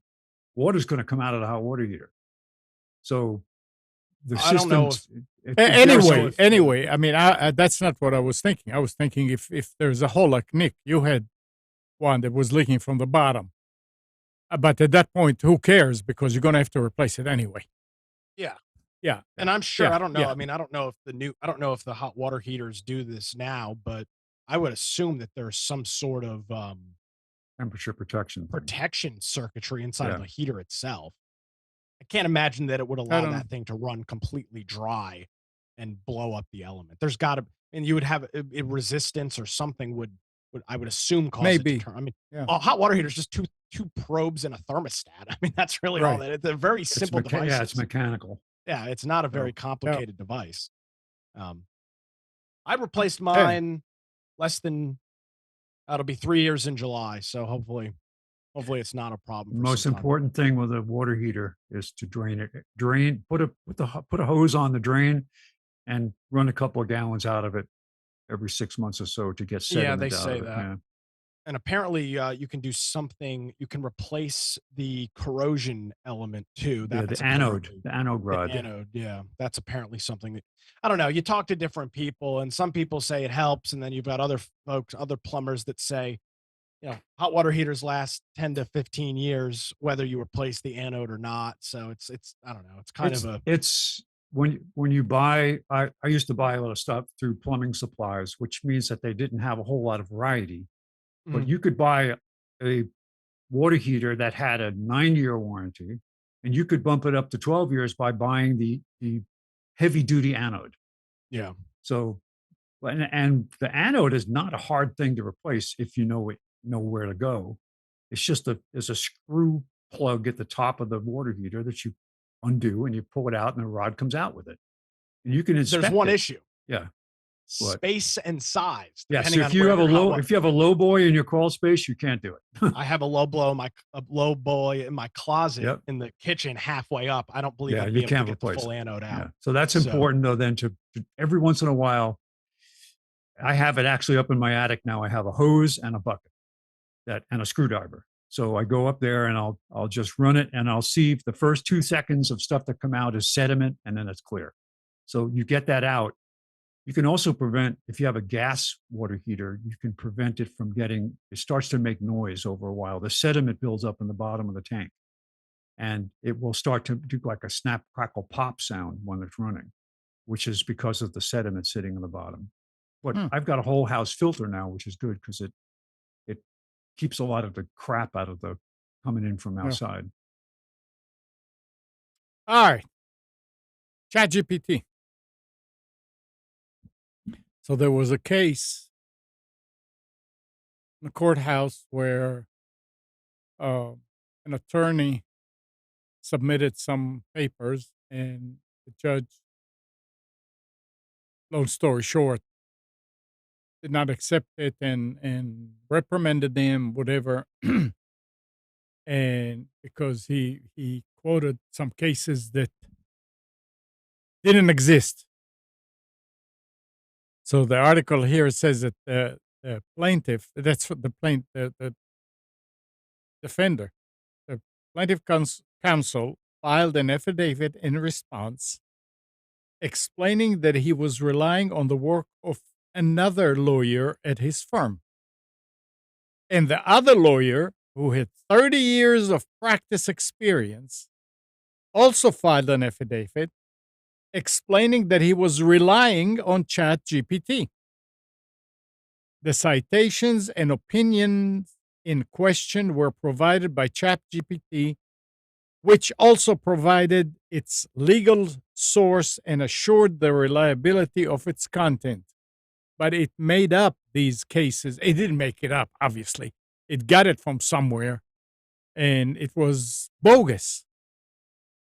And the lawyer that came up with it did not check to see if it was right or not. But the judge, obviously, before decision, did. And that's how they find out. So again, we said it from the beginning, ChatGPT should be just a tool. It should not be your partner and you say, hey, give me that, write that paper, and you take it and without looking at it, you go and submit it. It's this reminds me of the controversy when cloning of animals was coming, and they were talking about cloning humans, about how cloning was going to be banned by international treaties and all that stuff. But you're not stopping people from doing it, right? So recently they had a story about how there was a child was born for the first time with the DNA from 3 parents, where they actually used cloning techniques to add characteristics to this child from 3 different people. And you say, this is the same, we're reliving the same scenario now with ChatGPT and just AI in general, is that there are a lot of people who are saying, no, take it easy, this is useful, but not for everything. And other people, oh no, we need to do everything we possibly can with this. We talked about the transhumanists, the people that want to move their consciousness to machines. That's what they're hoping to do with this. That's what they want to do. These are people who are serious about wanting to say, I'll live forever in a machine. And what is it? Musk's brain implant now got approval by the FDA to start human trials. Yeah, but that's well, no, it all ties together because they're saying now they have equipment, that non-invasive equipment that will use AI to interpret your dreams. And you don't have to tell the thing what you're dreaming. You can put a thing on your head and it will read your brain waves and interpret your dreams. But the Musk thing is for people who the Musk thing is for something else. I understand. Yeah. But what I'm saying is the technology is moving forward in little bits. But the people laugh and say, oh, it'll never happen. We'll never be, Skynet will never be here. Well, if you turn over the control, an AI doesn't have to be sentient for it to be a danger, because it can say and look at situations, like military situations. If you turn it over to, what was that original movie with Matthew or Michael? What was it? I can't remember the name of the movie, about the kid logged into the Defense Department computer to play a game. War games. war games, right? And that, oh yeah, everybody back then in the 80s was like, oh, this is just, this is fantasy. Yeah. Well, no, it's not. Yeah. It's interesting time we live in. But the thing is, again, you can't rely on ChatGPT. Not now, and not, I don't think ever, to give you a finished, ready-to-use product. Thank goodness. Yeah, I mean, it's people will do it, and some people will get away with it, but not responsible. Professors are working with each other to find ways to have things in place that will detect, or have guidelines for using it, so that people aren't just, well, write me a paper on, Ulysses S. Grant. It's got to be 2,000 words, and it'll come back, but there will be similarities that they'll be able to see in the way it's written to know it's coming from AI. Oh. Anyway, Nick, this is for you. Hit me. Over 21 years after it first came out, the Microsoft operating system that will not die is receiving another lease of life. Yep. It's possible to activate new installations safely and securely without a crack offline. A blog post on Tiny Apps has revealed the hot news that nobody sane has been waiting for. The algorithm that Microsoft uses to validate Windows XP product keys has been cracked and re-implemented. As a result, it's now possible to generate valid activation codes for Windows XP without an internet connection, even though Microsoft has turned off all the activation servers. Now, the article went on to talk about why would you want to do that. And they were just talking about that some people, I mean, very few, have maybe hardware that only works with XP, expensive hardware, expensive software that is only working with XP, but you should not use it connected to the internet. It's just for local manipulation. And that's really interesting. This is also the case with, I think, is it 95 or 98, that as long as the numbers, there's an activation structure, you can make up anything. And as long as oh God, I don't know. I think it might be 95. It's something like, as long as the sum of the numbers, there's no remainder in the final 4 digits. That's how that was before web activation. This would have been this probably was 95. And it was as long as there was no divisor or no remainder left with the sum of the numbers, or some weird formula. That's what was determined to be a active product key. And now we didn't know that at the time, but we know it now. So you can activate 95 with, 11111111010 or something like that. There's a structure for it. So it sounds like a similar thing. I guess. Who the hell's activating XP? That's what they were saying, that there's only, I mean, obviously that there is a need for it for few people. Not new installs, no. Maybe it's embedded stuff that they're. But it's not a new install. It wouldn't be new. I mean, if anything that's embedded would be an image of something that's already activated. Maybe they have to reactivate it.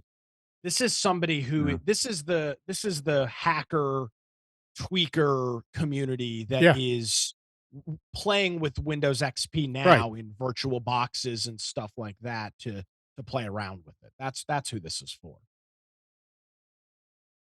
Oh, it's interesting. I mean, I was just working with one of my customers that had an XP machine running, doing a lot of stuff on it, appointments and things like that. But in order to install the new software, they told them they have to go to Windows 10 or 11. They're using it online? They use it online. It's unbelievable. Yeah, I didn't know, but it was interesting. And it was very nice. I mean, how the stuff imported, the data like from Outlook and Calendar and all that imported to the new machine. Nice. All right. People trying to use Discord are being asked to identify an object that does not exist. The object in question is a yoko, which appears to be a kind of a mix between a snail and a yo-yo. Multiple people have reported seeing a prompt to identify the yoko when asked to solve a simple CAPTCHA prompt while trying to use Discord. The picture of the yoko, as well as the other images in the CAPTCHA, appear generated by AI. Another user complained on Twitter that they failed to pass a CAPTCHA to log into Discord when it asked him to identify images of a puzzle cube. Again, the pictures appear to be AI generated. Nobody mentioned here ChatGPT or anything like that, but apparently it's coming up with its own images, which is hilarious. Identify a yoko. A what?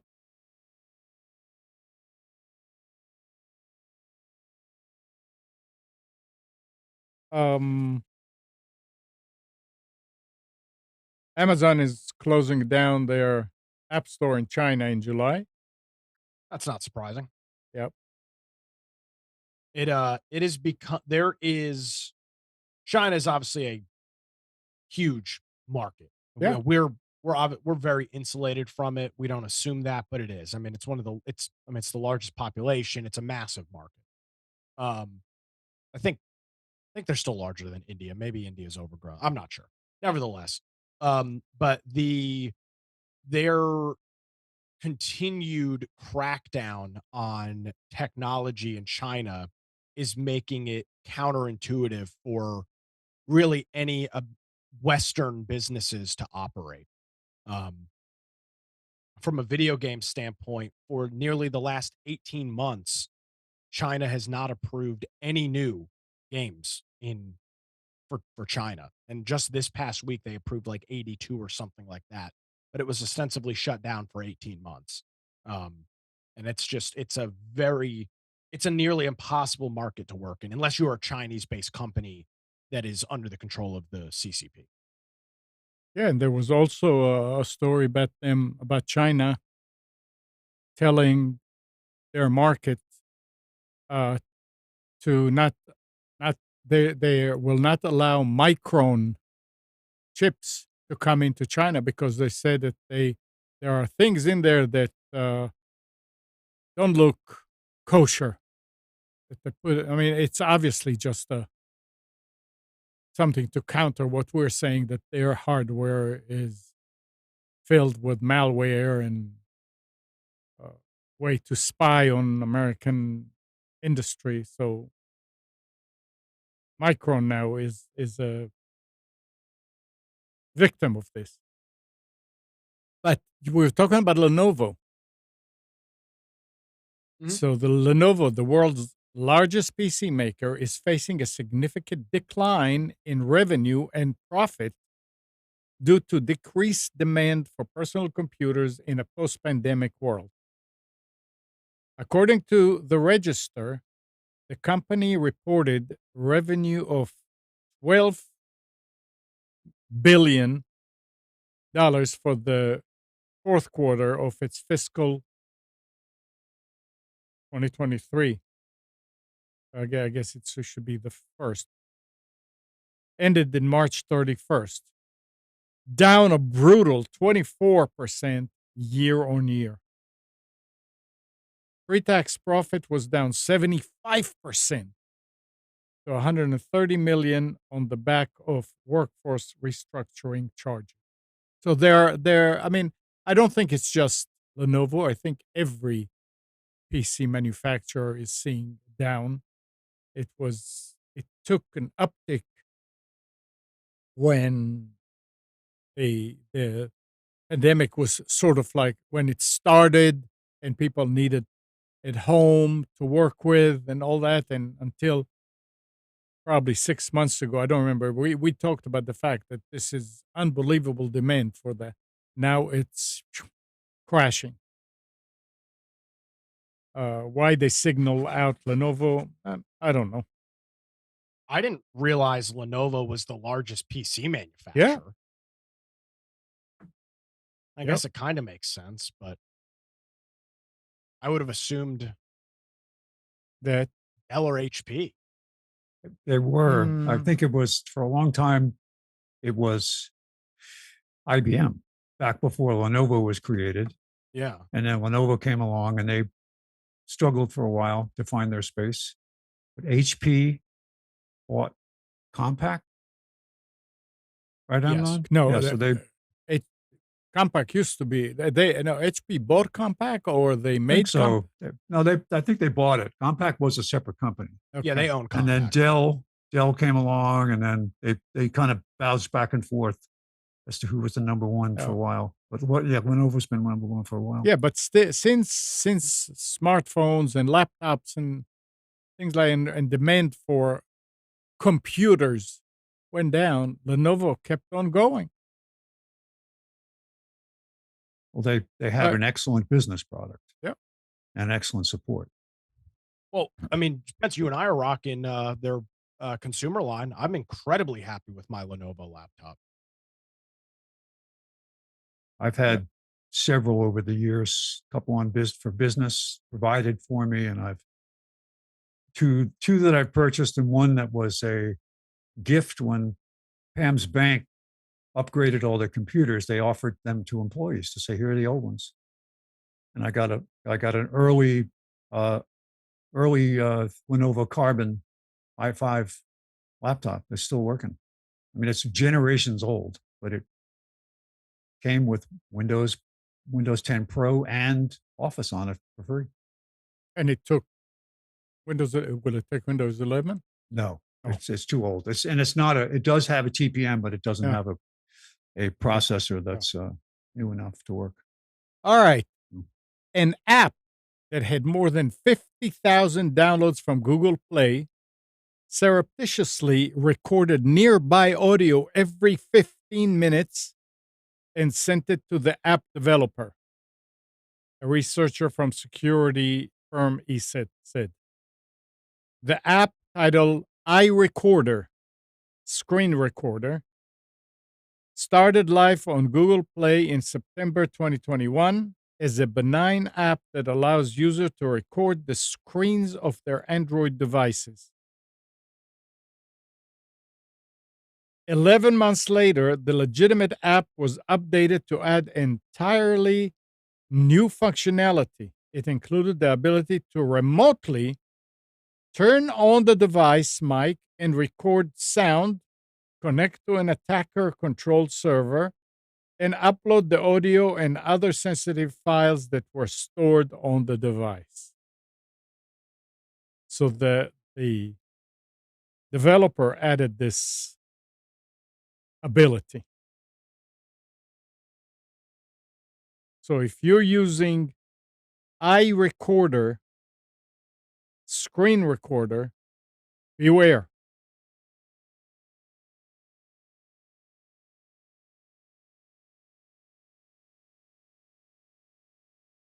I have a question. If you were going to choose a simple cloud storage service uh, that costs the same price, uh, would you go with Google or would you go with Dropbox? I It wouldn't. depends on I think it depends on what you do. If Well, you're just for having a using like second copy just to save essential documents, and you do get two you terabytes, same price. It's $9.99 a month for 2 terabytes. I would say first, from my experience lately with OneDrive and restoring machines and things like Well, that, I this is hate not it. this is not a backup and restore service. This is just a cloud I drive. understand, but Yeah. if you use, I mean, like with OneDrive, if you use it and it keeps it there, and I don't know if OneDrive and Google Drive work the same way. So I would check out OneDrive and see what the price is. If not, I would use Google Drive since you're already using Gmail, aren't you? Yes. In Then I fact, I would just just use opened up my existing OneDrive, and I'm looking to see what was there. There's a few things there, yeah. but I mean, honestly, I know a lot of a lot of folks give OneDrive a bunch of crap, and some of it is rightfully deserved. But if you're using it and are going to be using it built into Windows, I mean, the integration is oh, second to none. seamless. Yeah. Yeah, I use it. My use case is a little bit different, but for the radio show, I cut a lot of audio from like Kevin McCarthy spoke this morning about the budget deal. So I'll go back and cut a bunch of audio clips and I'll put it up in my um Office 365 workspace in my shared drive. And then the computer in the studio at the radio station, it's logged into OneDrive on Windows and it's essentially another folder. And then I don't have to move the files or download them. It's automatically yeah. synced over. I don't know what the cost is though. I don't know. And I kind of have a bad taste in my mouth just from the whole OneDrive, what they did to me when I um, upgraded at one point, or when I had an update that turned it back on again, even though I had turned it off and removed it from my machine. Yeah. Well, they And don't want you to remove it. It's a yeah, key oh, I part of know. integration in Windows. They want you to the- keep it on there. And the aliases that they set up that make it impossible for you to, without a registry change, to go in and change the path. You're actually, when you save something to your documents folder, even Yeah. if you don't have OneDrive running, it goes to a folder called OneDrive Documents. And Right. that's a new thing with Windows 11. Before that, in Windows 10, you could move it to C drive documents or user profile documents, but the path is obscured unless you The- go Well, into. yeah, and they do that because if there's ever a point where you turn on OneDrive, your stuff can automatically be backed up Be and there. synced instead of having to move it. So, Yeah, I mean, if you have a bad taste with OneDrive, then don't use it. But no, if you're going to be doing it on Windows, I don't know. I think it's probably got the best integration. I agree. That or And, Gmail. I'm not super hot on Dropbox. They were and really cool back about a decade ago. They were like the place to be. They just haven't seemed to have really made any substantial in anything. I mean, it's just kind of the same service. I don't think their web interface, I don't think is very I think good. it's if it Um, works, don't fix it, kind of thing. People love it. yeah, but I mean, you've got all these other players in the market space now, and it's like, oh Sure. yeah, Dropbox. So I remember using Dropbox. It just doesn't really offer anything that's all that unique or distinctive I anymore. mean, The integration's subpar. there's enough room with the 2 terabyte Google Drive that I could save if I wanted to save images. If I want to do a backup image, I could save it. I got enough Well, room. and you can install the Google Drive Windows application and it will run like OneDrive and you can select folders, directories, or things for it to automatically keep backed up. Well, that's cool too. Well, Yeah. I just went to the page with my OneDrive on it, and just the tools here for sorting are great. To So say, I can put in filters and all that and filter what I want to see, which is nice. Yeah, I'm going to do something else. I let that other one expire and I never went back to it. I have backups, but I just don't have a offsite backup. I probably Yeah. should. yeah, Yeah. I really do think OneDrive, if you can stomach Microsoft. Yeah. And you're either doing a deal with Microsoft or Google. So I mean it's a deal with the devil anyway. Right. It's I not. was got a And little good. WhatsApp users will now be able to edit What's up? WhatsApp. What's up? WhatsApp. To edit messages within 15 minutes of hitting send. 15 minutes. Yeah. For the moments when you make a mistake of simply change your mind, you can now edit your sent messages on WhatsApp. The function can be accessed by long pressing the message and choosing edit in the drop down menu. The modify message will carry the label edited without showing edit history. So it can cuss somebody out Leave it for 10 minutes and then go change it. Unless they've seen it. Oh, okay, they've seen it, but they can't prove it. N- They can't prove I it don't know. because I guess if they take a shot of the screen, yeah. Yeah, but once somebody has seen a message, can you edit it? Apparently, because they don't say if they didn't get it. They say 15 minutes from the time that you sent it, and it will the modified message will carry the label edited. So Yeah. I don't know if it'll change it on the. That's a good point. Well, it'll I don't show it, know. but it'll show edited. So I mean, they'll be able to see that it said something else. Yeah. Yeah. iOS does this now too. So even With the after new- you see it, you can. Yeah, you can edit a message after it's been sent. Yeah. And people see it. Okay. But it will say edited. Edited. Yeah. Which I mean, the reason you do that is for spelling. I mean, that's the Yeah. that's the real use case for this. Can't unsend a message. So now, Excuse me, you can on iOS as long as it hasn't been seen. That you can actually do. You can unsend a message. yeah, unsend is a whole different story. I mean, obviously, you can't just suck it out of the other. Well, you phone. could. I mean, it's no different than editing it. What's the difference? Oh.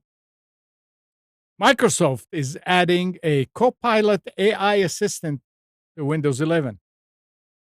Much like the CoPilot sidebars we've seen in Edge, Office apps, and even GitHub, Windows Copilot will be integrated directly into Windows 11 and available to open and use from the taskbar across all apps and programs. And once open, the Windows Copilot sidebar stays consistent across your apps, always available to act as your personal assistant. What was his name?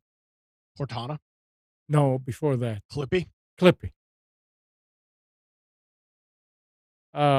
It makes every user a power user, helping you take action, customize your settings, and seamlessly connect across your favorite app. The Windows Copilot can summarize content you're viewing in apps, rewrite it, or even explain it. It looks very similar to the dialog box that's found in Bing Chat, so you can ask it general questions and things you might usually ask a search engine. It won't directly replace the search bar on the Windows 11 taskbar, and it is a separate Copilot button alongside it instead, which, like how Cortana had its own dedicated space on the taskbar in Windows 10. I've never used Cortana. Did you use Cortana, Spence? Did you? No. Yeah, I mean, Not for any. Cortana is, though, the Windows search is powered by her now anyway. oh, I mean, it was a separate thing, and then now it's essentially like the search is Cortana. okay. That's the engine behind it. Which Windows search is still awful. I don't know how search is so bad on. I thought Windows. Copilot though is a derivative or whatever of ChatGPT. Well, I mean, It came out Not- of that yeah, partnership. none of the I mean, none of this stuff is. It's a derivative of Open AI. Oh, yeah, okay, yeah. ChatGPT is just a front facing Right, thing. right, It's a yeah. derivative of. I've been using the Bing Bing AI. Right. Brian Brian has recommended me to start using it, and I've been very happy with it. It's the only the way that I've used is because I don't use Edge as my primary browser.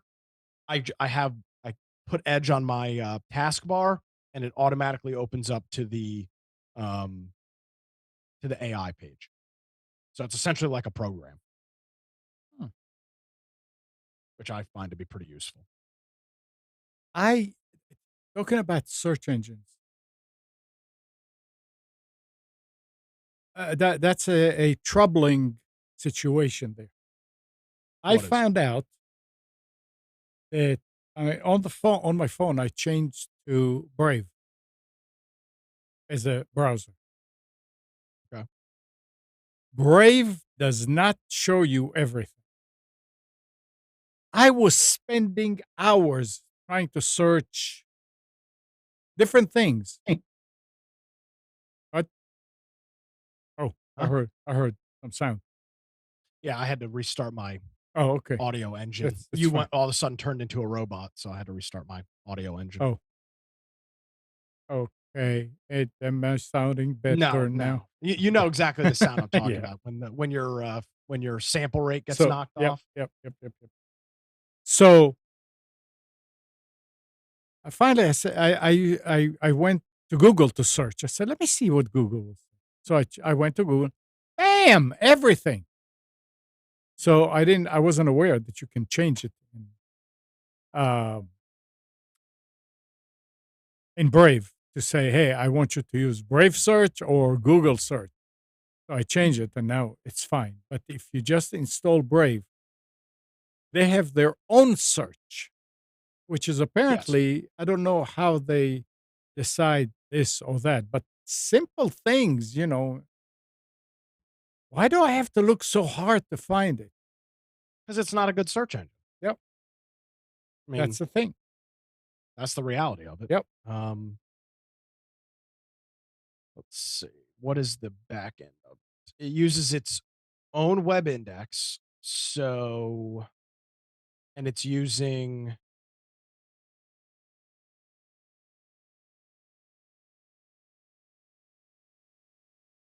I think it's using Bing API for a lot of it.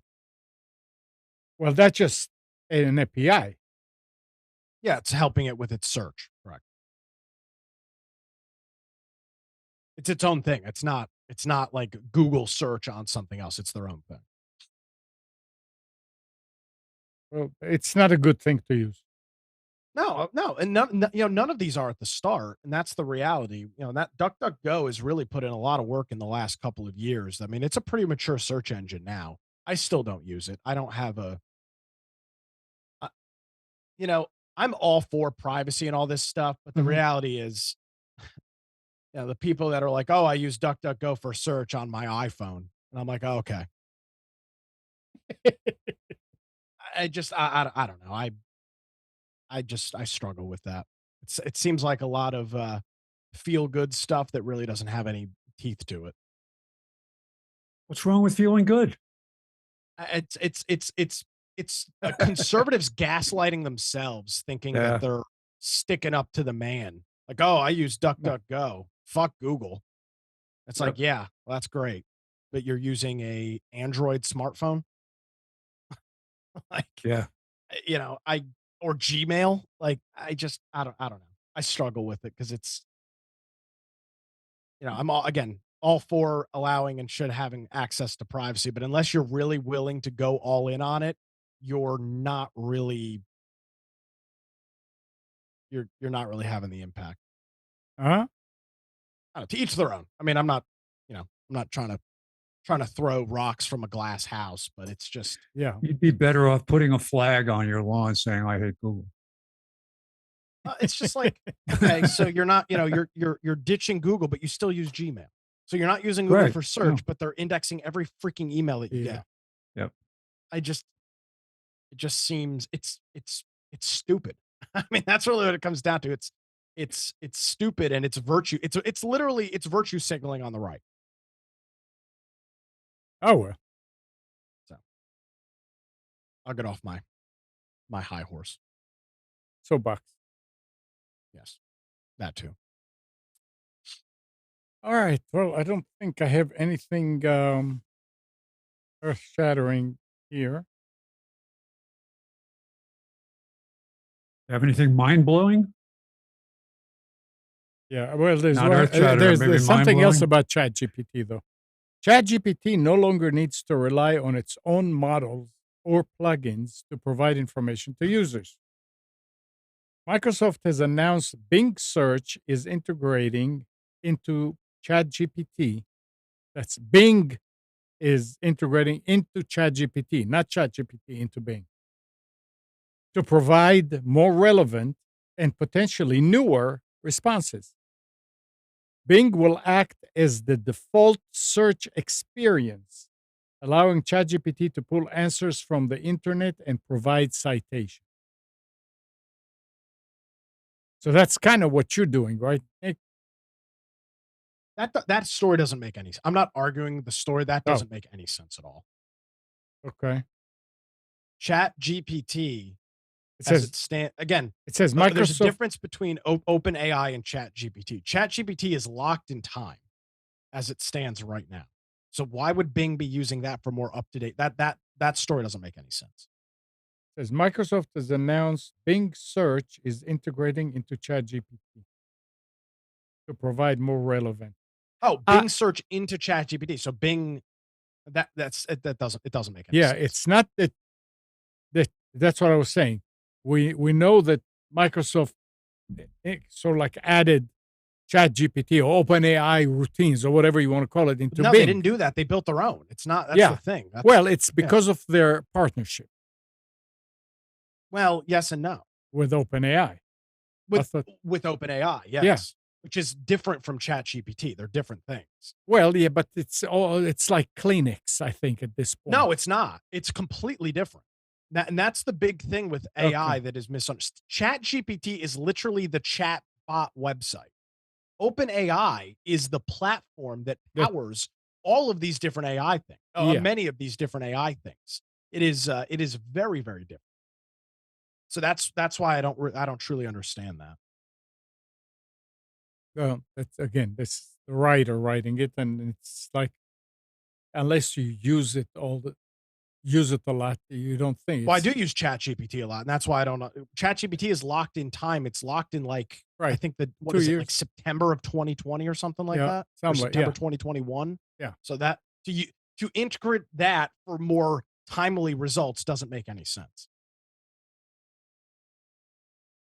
Huh? I see what you mean. Yeah. Yeah, so it might be misdescribed or I don't know what I'm talking about, but from what I understand, that stuff is locked, which is why if you go and ask it a question like, what kind of computer should I build? It will give you recommended specs for a computer in 2021. It doesn't know anything about a 13th gen Core i processor because that doesn't exist in its knowledge base, which is fine, but it's different.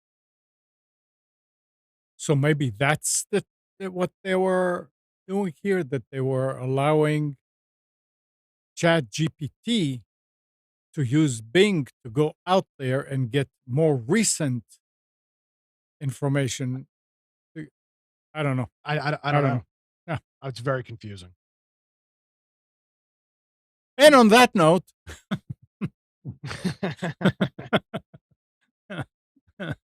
oh, all right. Anything else? It's that time of day. Oh, I just saw a post from Haiti on Instagram. Yeah. She says it looks like her convention has been going well. So Nice. Yeah, she's been working hard at it, pouring every free moment. Goody for her. Hard work is good, especially when you're young. Yep. Absolutely. All right. So if there's nothing else, then let's end the show for today. So thanks, Spence. You're welcome. Spence, Nick. Thanks, Nick. I must be delayed. And good morning, Kathy, Hannah, Nabil, Mac, Norm, Katie, Dana, Dina, Mati, Eleanor, Sarid, Yaakov, and Yael. Thanks, everybody, for tuning to Computers 2K Now. We hope you enjoyed and maybe learned something from our time together. Remember to practice safe computing. Back up your hard drive and update your virus scanner. And change any password that you're using in 2 different places, the same one in 2 different places. We'll be back here next Sunday at 9, but you can always reach us at computers2know.com. And again, remember, Monday through Friday, 6 to 9 a.m., Nick is on Wilmington's 980 The Wave and 107.9 FM. You can tell your Echo device to play 980 The Wave and listen to him. Or you can go afterwards to the recordings at nickcraig.com. And Tuesdays, 7 p.m., Nick and Brian do the Infection Podcast on Twitch for survival games, gaming news, and political commentary.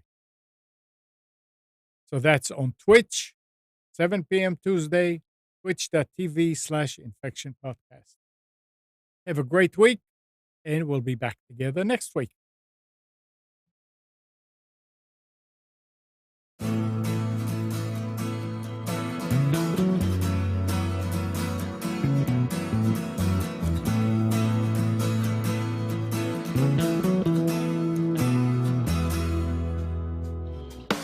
You are tuned to the Nissan Communications Network.